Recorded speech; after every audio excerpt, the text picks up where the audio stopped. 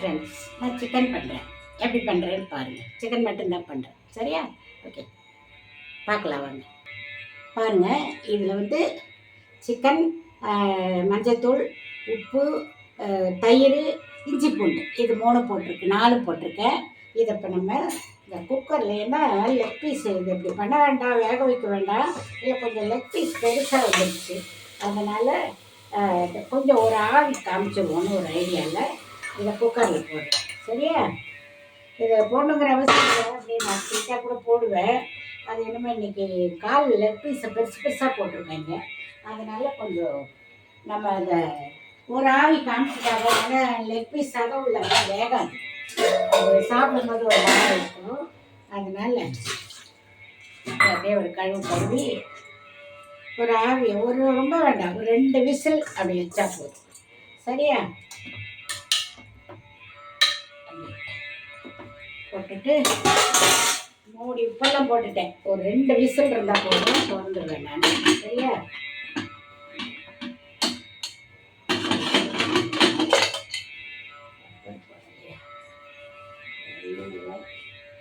Rubber எடுத்துகிட்டு வரேன், இருங்க.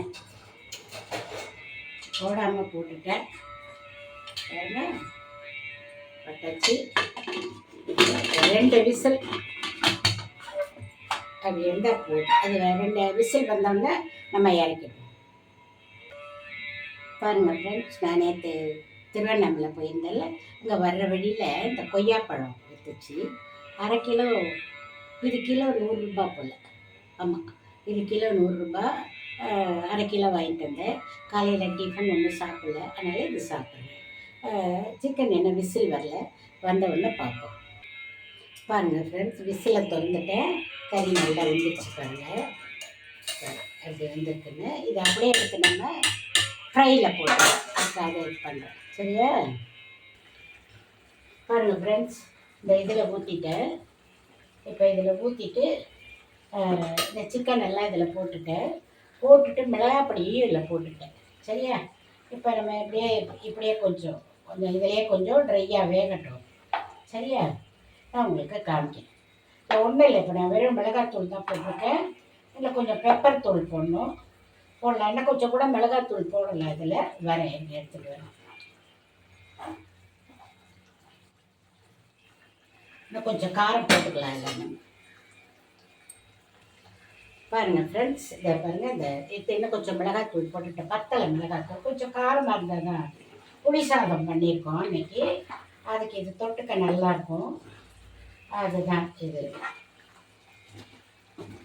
இந்த காரமாக கொஞ்சம் இருந்தால் நல்லாயிருக்குங்கிறதுக்காக தான் கொஞ்சம் காரம் கூட தான் போட்டிருக்கேன், சரியா? இது அப்படியே கொஞ்சம் சுண்ட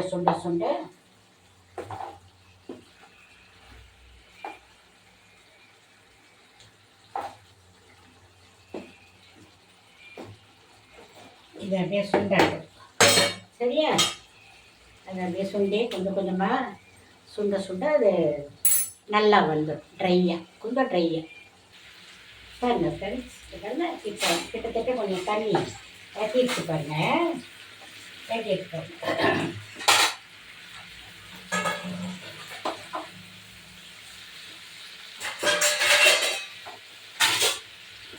சரிதா? தண்ணியெல்லாம் கொஞ்சம் வச்சுருக்கீங்களா?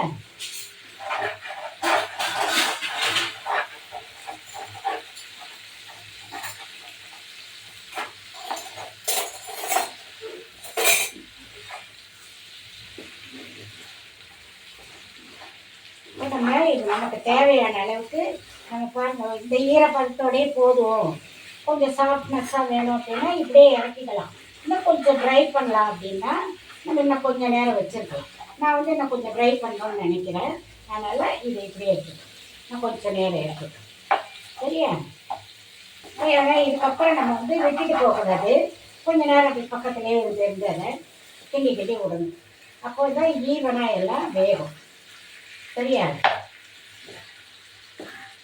நம்ம விட்டுட்டு போகாமல் பக்கத்துலேயே இருந்து இதை கொஞ்சம் கொஞ்சமாக அப்படி கிண்டிக்கிட்டே இருந்தோம்னா இது ஓவராக போயிடும், முடிஞ்சு போயிடும். தொட்டு சாப்பிட்லாம், எதுக்கு வேணாலும் தொட்டு சாப்பிட்லாம்.